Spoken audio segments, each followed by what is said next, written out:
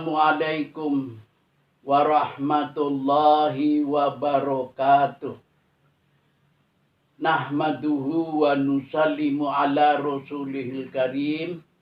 Ashhadu an la ilaha illallah wahdahu la syarikalah. Wa ashhadu anna Muhammadan abduhu wa rasuluh. Allahumma salli wa sallim ala sayyidina Muhammadin salihin sadiqin sabirin rahimin rasyidin bil mu'minin wa ala alihi wa sahbihi. Allahumma salli wa sallim ala sayyidina Muhammadin wa anzilhul munzala muqarraba andaka yaumal qiyamah. Allahumma sholli wa sallim ala sayyidina Muhammad fi kulli lamhatin wa nafasin bi'adadi kulli ma'lumilah. Para pirsawan rahimakumullah, selamat berjumpa kembali di dalam channel yang kita cintai ini, yaitu Wasiat Aladin Channel. Dalam episode yang telah lalu, episode ketiga, saya telah menjelaskan apa makna daripada lambang satu kantong hitam dengan 3 butir batu, yang satu berwarna putih bening, satunya lagi berwarna merah, dan yang satu lagi berwarna biru. Saya katakan bahwa batu yang berwarna putih bening adalah makna daripada ikhlas. Ikhlas di dalam segala hal. Kemudian batu yang berwarna merah adalah jihad, perjuangan yang penuh keberanian untuk mencapai cita-cita. Sedangkan yang berwarna biru adalah lambang daripada ilmu. Para pirsawan rahimakumullah, di dalam 3 batu tersebut juga mempunyai lambang yang kita semuanya harus memilikinya, yaitu lambang batu putih yang tadi saya katakan ikhlas. Maka batu putih, batu merah, dan batu biru juga mempunyai lambang yang bermakna lain, yaitu biru, lambang daripada Islam. Islam biru dilambangkan dengan batu biru. Saya katakan bahwa biru mempunyai lambang kedalaman, ketinggian. Laut yang dalam berwarna biru. Langit yang tinggi berwarna biru. Biru bermakna ilmu. Kemudian biru juga bermakna Islam. Jadi di dalam diri kita harus ada 3 perkara yang harus kita miliki, yaitu Islam, iman, dan ihsan. Ini sebagaimana yang disabdakan oleh Rasulullah Shallallahu Alaihi Wasallam. 3 perkara ini harus kita miliki. Islam harus berkembang menjadi iman. Artinya, kalau kita sudah bersyahadat, asyhadu an la ilaha illallah wa asyhadu anna Muhammadar Rasulullah, maka kita sudah berislam. Tetapi kita juga harus memiliki iman. Nah, iman ini dilambangkan dengan batu yang putih bening. Iman harus ikhlas. Ikhlas berarti kholas kosong. Kholas tersaring. Kholas murni. Artinya Iman kita harus tidak boleh ada campuran apapun. Di dalam diri kita harus ada Allah Subhanahu wa taala saja. Jadi manakala di dalam hati kita masih ada duniawi, masih ada kepangkatan, atau masih ada kepercayaan-kepercayaan yang lain, harus dikeluarkan. Duniawi harus dikeluarkan. Tempatnya bukan di dalam hati. Duniawi tempatnya di tangan. Nah, keluarkan. Hanya semata-mata satu, yaitu Allah Subhanahu wa taala. Itulah iman yang dimaknakan dengan batu putih bening, ikhlas. Kemudian, kenapa Islam dilambangkan dengan batu biru? Saya katakan, biru makna kedalaman. Islam adalah agama yang dalam. Agama yang penuh dengan ketinggian. Apa itu? Akal. Orang beragama Islam harus berakal. La dina bila aklin. Tidak beragama kalau dia tidak berakal. Karena itu orang yang akalnya tidak sehat, dia tidak diwajibkan untuk apa? Untuk beragama. Seperti orang gila. Seperti orang gila, dia tidak dikenakan agama. Karena apa? Dia akalnya tidak waras. Nah, karena itu orang yang beragama Islam harus menggunakan akalnya. Akal, kita tahu akal terbatas. Tetapi akal bisa dilanjutkan dengan intuisi. Sehingga sesuatu yang tidak bisa dipikirkan oleh akal, intuisinya bisa berkembang. Bisa menjangkau tinggi. Nah, karena itulah Rasulullah Shallallahu Alaihi Wasallam bersabda, la dina bila aklin. Islam, akal, Islam, akal, Islam. Karena itu Al-Quran, isi daripada Al-Quran itu punya satu kedalaman yang bagaikan laut yang tidak punya dasar. Orang menyelam kayaknya sudah mencapai dasar, nggak taunya masih jauh. Demikian juga seperti nggak punya tepi. Luas. Sehingga sepanjang zaman ilmu Al-Quran itu akan selalu meluas. Sehingga tidak heran banyak ilmuwan yang akhirnya menjadi mu'alaf, bersahadat. Karena apa? Mendalami ilmunya. Sehingga dia terkagum-kagum.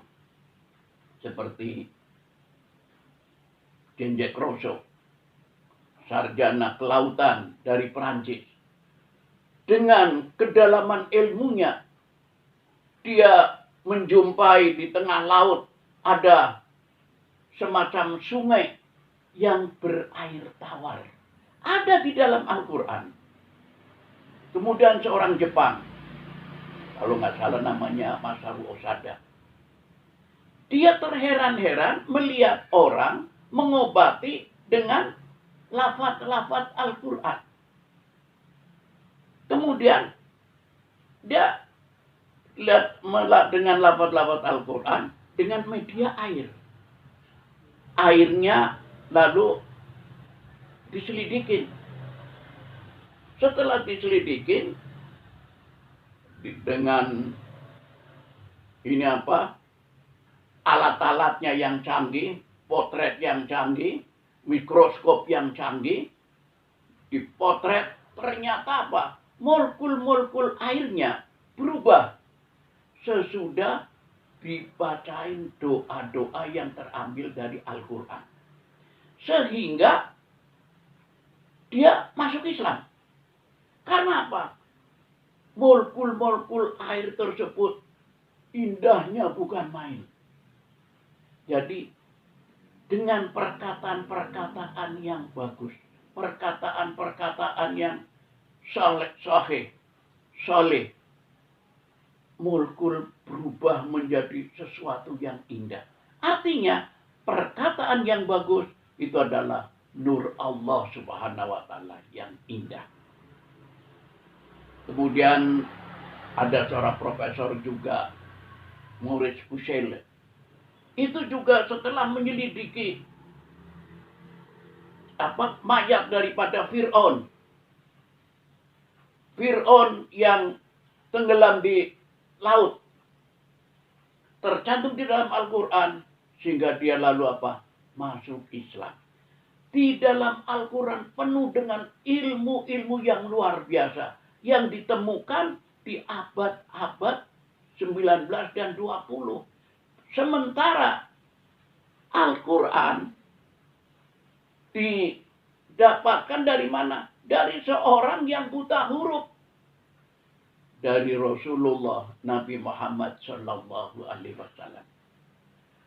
Islam luar biasa ketinggiannya, luar biasa kedalamannya.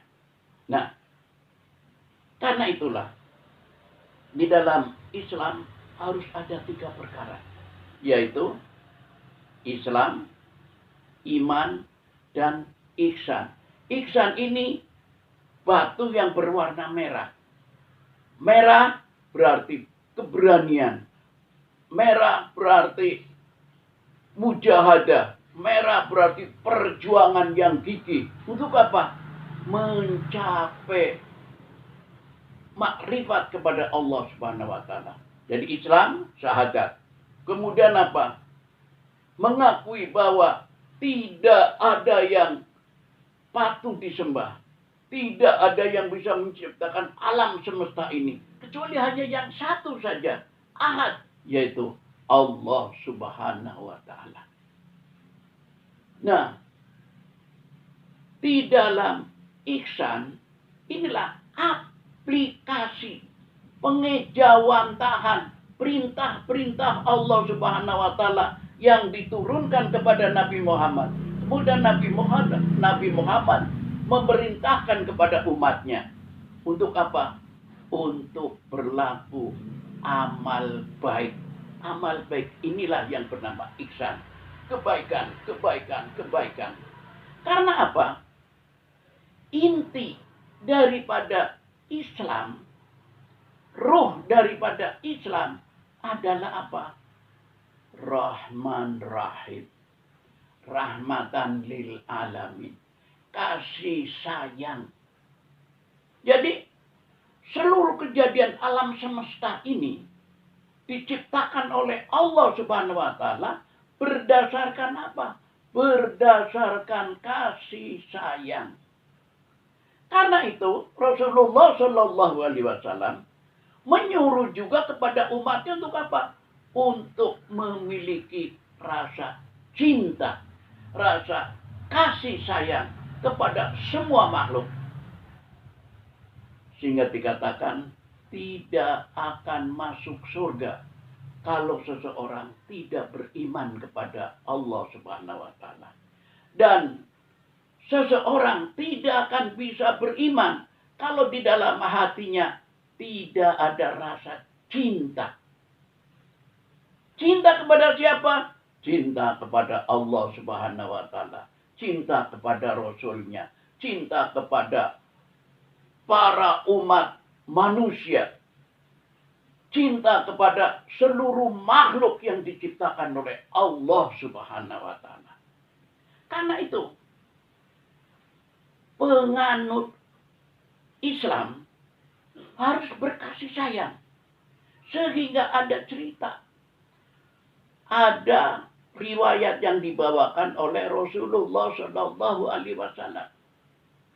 Seorang pelacur yang dia itu dosanya sudah bertumpuk-tumpuk.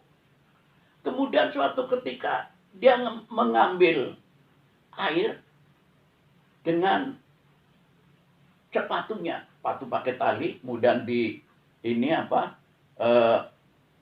ngambil air, kemudian sebetulnya apa mau untuk minum dia sendiri, tetapi begitu mau minum dia melihat ada anjing kurus yang ini apa menjulurkan lidahnya kehausan, lalu apa dengan rasa kasih sayangnya, dengan rasa cintanya kepada binatang tersebut, dia sodorkan itu air kepada anjing tersebut.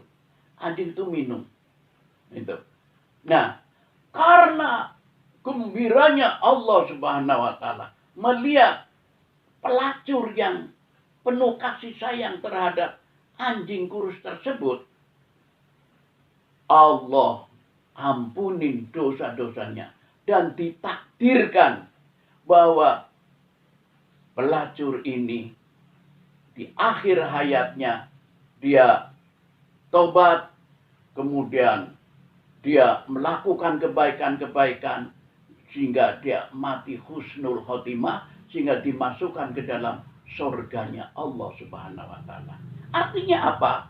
Pada waktu dia memberikan air kepada anjing, Allah Subhanahu wa taala gembira. Maka dia tentukan pelacur tersebut menjadi orang yang baik di kemudian hari, menjadi orang yang tobat di kemudian hari, menjadi orang yang soleh di kemudian hari, sehingga dia mati dalam keadaan husnul khotimah. Karena apa?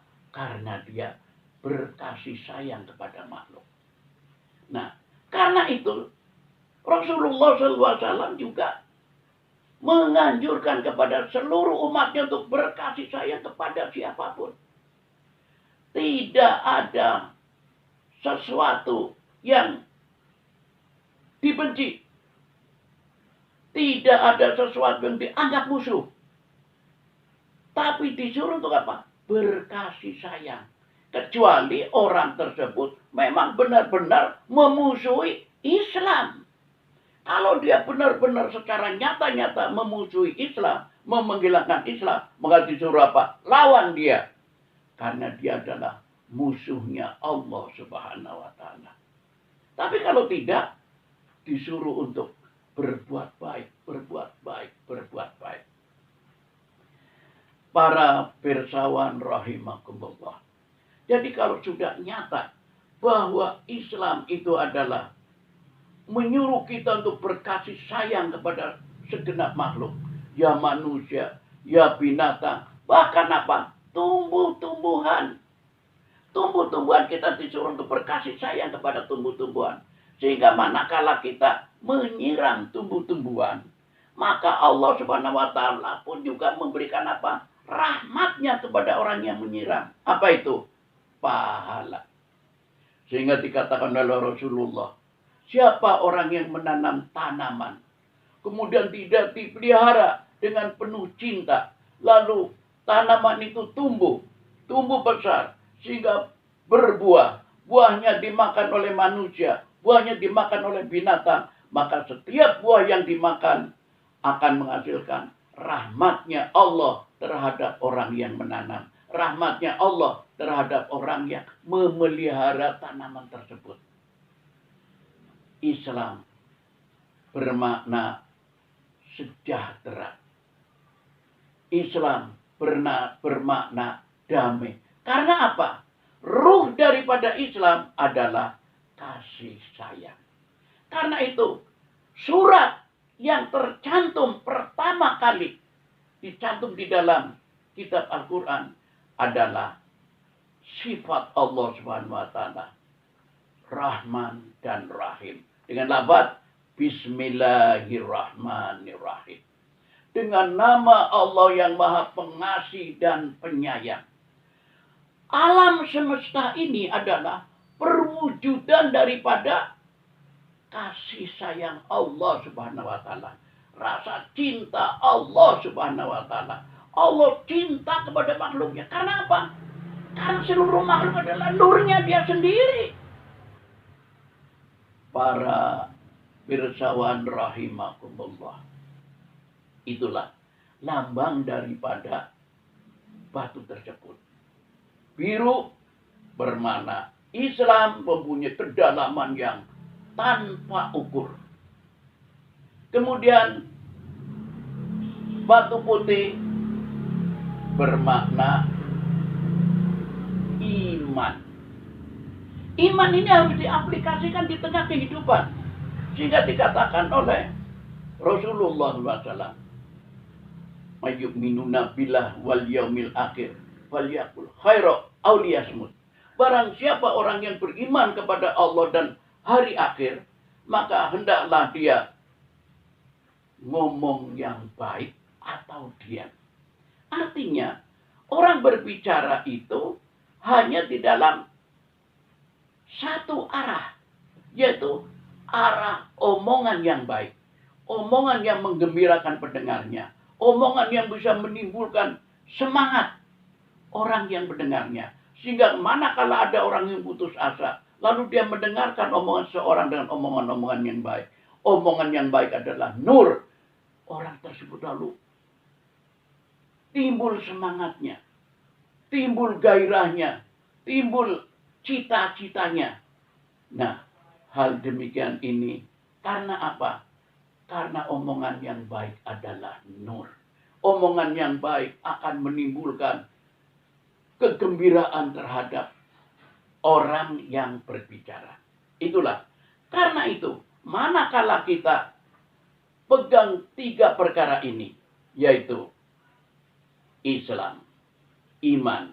Islam dipraktekkan dengan menggunakan akalnya, mengikuti hukum-hukum Allah SWT, mematuhi hukum-hukum Allah SWT. Kemudian hatinya hanya semata-mata bergantung kepada Allah SWT dengan ikhlas. Yang dia butuhkan cuma pertolongan-pertolongan Allah SWT. Yang dia butuhkan adalah kasih sayang Allah SWT. Sehingga dia hanya Allah yang jadi tujuan. Sehingga perbuatannya akan selalu baik. Karena yang namanya iman, dikatakan oleh Rasulullah, iman itu punya cabang 70. Cabang pertama adalah la ilaha illallah. Sedangkan yang terakhir adalah mengambil sesuatu yang berbahaya di jalan. Duri, beling, paku, apa saja yang membahayakan orang yang lewat diambil. Nah, ini adalah bukti iman. Artinya, iman pertama kali adalah berupa lisan, la ilaha illallah. Kemudian selanjutnya adalah berupa amal. Sehingga dikatakan an-nadhafatu minal iman. Kebersihan adalah bagian daripada iman. Bagian daripada iman 1001 kebaikan.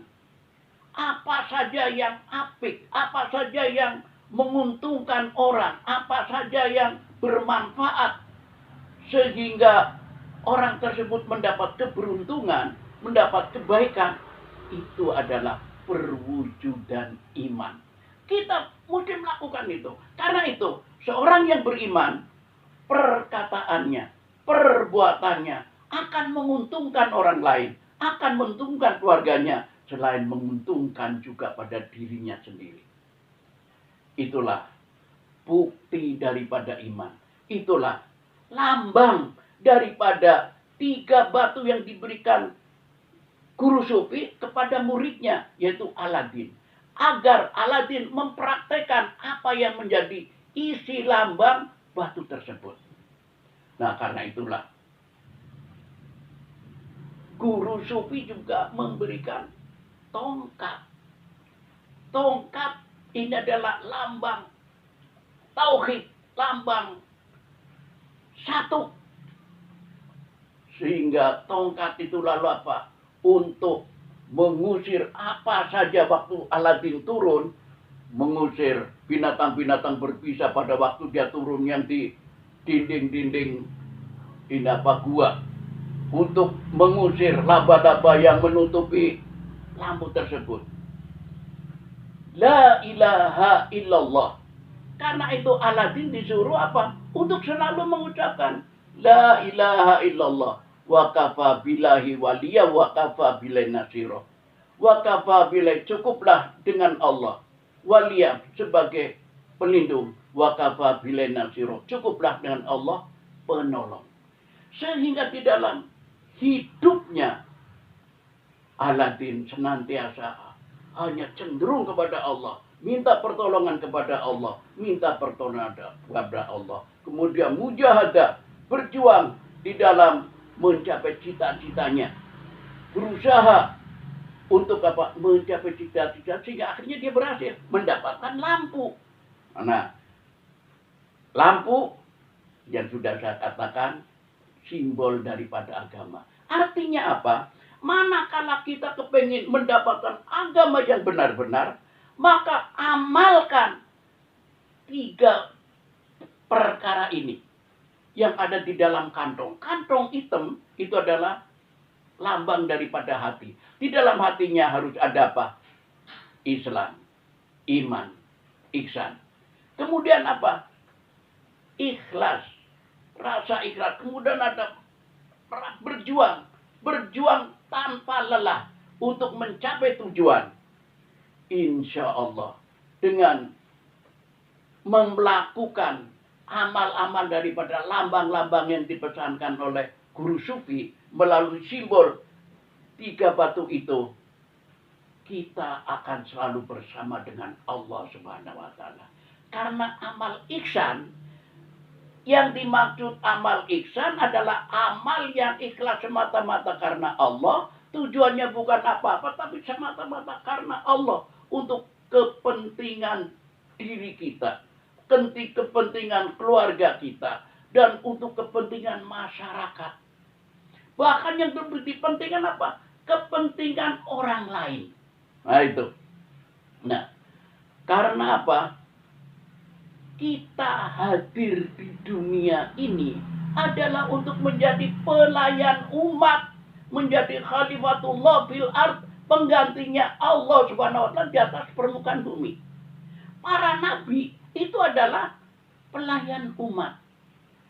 Para sahabat-sahabat dia berikrar untuk menjadi apa? Pelayan umat.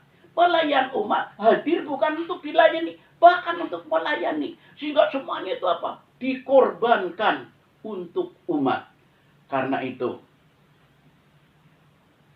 manakala dia dapat harta, harta ini lalu diinfakkan. Harta ini lalu dibuat menolong. Baik menolong agama atau menolong masyarakat yang membutuhkan apa yang dibutuhkan oleh masyarakat. Sehingga dia akan hidup. Dia orang kaya, tetapi hidupnya seperti orang miskin. Dia tidak pernah membanggakan kekayaannya. Karena dia sadar benar bahwa kekayaan yang dia dapat dengan cara halal, itu adalah milik Allah Subhanahu wa taala. Insya Allah, nanti di dalam lain kesempatan, kita akan bercerita tentang apa sebenarnya diri kita dan kekayaan kita.